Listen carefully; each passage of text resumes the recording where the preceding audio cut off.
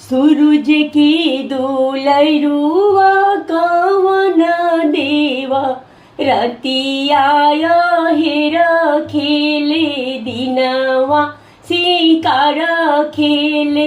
सूरज के दुलरुआ कवन देवा रतिया हेर खेले दिनवा शिकार खेले।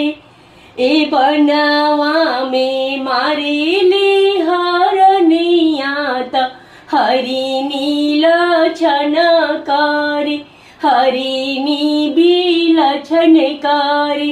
आजु मोरा सुन भैले वृंदावन एकरे हरिण बिना एकरे हरिण बिना।